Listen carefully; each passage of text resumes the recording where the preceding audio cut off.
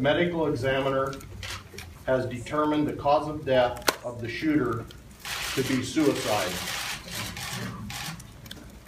The Oregon State Police is conducting the investigation on the officer-involved shooting. At this time, I would like to introduce the Douglas County District Attorney, Rick Wiesenberg. Thank you, Sheriff. Good morning. As the District Attorney for Douglas County, it is my responsibility to review all deadly force incidents to determine if the force that was used was justified under Oregon law. It is my understanding that the officer-involved shooting investigation that is currently being conducted by the Oregon State Police is nearing a conclusion. I expect to be presented with that with that case and that investigation early next week. Once I receive the case, I will do a thorough review and make a determination on whether or not the use of force was justified. I realize you may have questions for each of us as we make statements and comments up here, and if you would, please hold those until the end of the conference. I'd now like to introduce Roseburg Police Chief Jim Burge. Good afternoon. Beyond this initial incident, we want to make very clear about the fact that there are no current threats against any school or facility in our area. Saying that, I know that parents and students have concerns. In fact, we have police officers and firefighters that are getting the same questions from their spouses and children about whether or not they are safe in this area and in their schools. I am sure that other parents and students in the general community have the same concerns. As we move into next week, I want to reassure you that the Roseburg Police Department and the Douglas County Sheriff's Office will continue to work to ensure that your school is indeed safe. Thank you. I'd now like to invite Fire District Number 2, Fire Chief Greg Marler to the podium. Thank you, Sheriff. Good afternoon. My name is Greg Marler, and I'm honored to say that I'm the Fire Chief for Douglas County Fire District Number 2. Our community has been rocked by a horrendous incident. I'm proud of our community and the resilience we have shown in the face of such tragedy. Our fire district is comprised of over 120 personnel, and I know we had some incredible people within our organization, but the professionalism and the strength of character that I witnessed in the last couple of days was absolutely confirmed. Prior to this incident, we've had numerous mass incident casualty drills, and I saw that work come to bear on campus this past Thursday. There is no doubt that the exceptional patient care and the proficient use of life-saving measures saved lives that day. At the scene, we had over 45 fire and EMS responders, including 10 paramedic ambulances.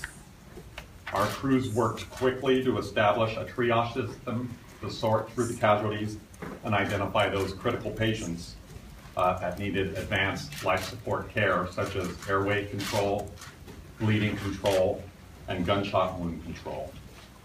We then worked very quickly to arrange transportation and transport those patients as quickly as possible to the appropriate facilities. It was all hands on deck for our organization, and their focus and dedication has made this an effective operation. We're also greatly appreciative of our law enforcement partners that were able to allow our crews to safely operate and treat victims on that day. However, it is with great sadness that we learned that our firefighter, Chuck Anspaugh, lost his son, Trevin Taylor Anspaugh, on that day, and our EMS paramedic, Brian McFadden, lost his niece, Becca Ann Carnes, on that day. I've been moved by how quickly our entire firefighter and EMS family has rallied together, as they do, and supported our families. I've been involved with emergency response for over 32 years, and I know that nothing can completely prepare you for the physical and mental toll that this can take. Debriefings have been made available and are ongoing for our personnel and those that responded to the scene and deal with their families and help with their recovery. Please respect their privacy so that they can spend time with their family and friends. If you have further questions regarding our organization or our incident response that day, I will be making myself available after this news conference for additional interviews. I haven't stopped thinking about the many other families that have experienced an unthinkable loss. The entire firefighting and EMS community is praying for everyone during this time. We're also thinking about those 9 that were injured, and those are our patients, and we wish them a full and speedy recovery as quickly as possible. The direct support that we receive from agencies throughout the state has been incredible. We specifically wanted to identify and thank the City of Roseburg Fire Department, Bay City's ambulance, and both the Roseburg Police Department and the Douglas County Sheriff Department for their partnership and help during this call. I want to end by saying that while we deal with this tragedy on 2 fronts, both as a community and within our fire and EMS family, our stations are open and our crews are here to serve our communities. And we're proud to serve, and nothing or anything will stand in our way to continue to serve our community. Thank you. And now Vanessa Becker, the Chair of Board of Trustees with Umpqua Community College. Good afternoon. Umpqua Community College is working towards helping the healing process for UCC community, coordinating support for our students, our staff, our faculty, and really working towards developing a sense of normalcy and reopening our campus. I'm going to read off a lot of details right now. I just want to let folks know we're going to be releasing all of these in a press release, and they should also be on our website today. First of all, community partners have come together to provide mental health services for our students, faculty, and staff. Mental health professionals are offering no-cost brief counseling and sharing from 9 a.m. to 8 p.m. through Sunday at the Ford Family Foundation, which is at 1600 Northwest Stewart Parkway, and also still at the Community Health Alliance, 201 Medical Loop, Suite 180. Also beginning on Monday, October 5th, our brief sharing will also be available on our campus, 7:30 a.m. to 5 p.m. in the campus cafeteria. Community Health Alliance is also still staffing a 24-hour hotline, and those numbers are as follows: 541-440-3532 or 1-800-866-9780. Our plans to reopen campus will be reopened for students and staff beginning at 7:30 a.m. on Monday, October 5th. Classes and events are still canceled throughout the week, and they will resume on October 12th. We're getting a lot of questions about donations, and there are a couple of local organizations that are mobilizing and working with us for that.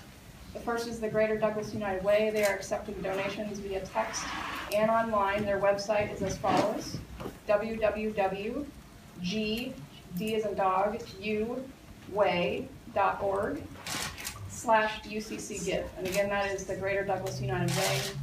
Umpqua Community College Foundation is also accepting donations online on our website, umpqua.edu/scholarships-donations. Again, the website should be up and working today, so I encourage people to go to the Umpqua Community College website.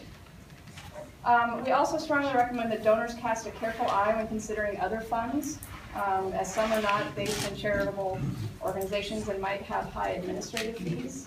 Also, unfortunately, at times like this, there are also unscrupulous people who will set up false accounts. So I really encourage you to look at our local donations and what we're doing to mobilize that. As far as community support, community organizations are creating an IMUCC and UCC Strong decals. We also have some lawn signs and other things that are going to be floating around town. I encourage you to go to our website to find out. We're just getting those worked out right now. Again, we'll be having those on our website, and they'll be in the press release as well. And then again, just in closing, starting Sunday, also the school issue a news advisory beginning for media beginning at 3 p.m. with pertinent information every day until further notice. Thank you.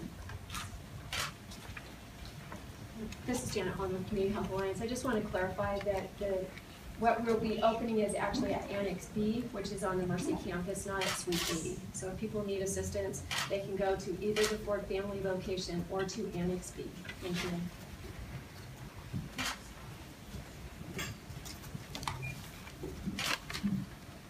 Mental health resources, I want to talk about those for a second here.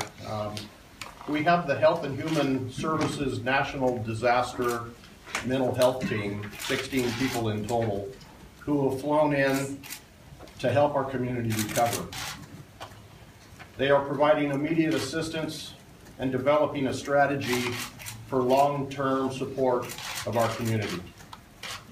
The Executive Director of the Community Health Alliance, Janet Holland, who just spoke, is with us today and will be available after the press conference for one-on-one interviews. Looking ahead, we are still collecting investigative information from various sources. Those details will continue to come in over the next few days and weeks.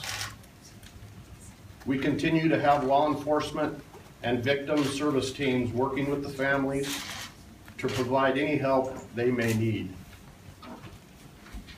This includes counseling resources, helping to make any arrangements related to upcoming funerals, and more.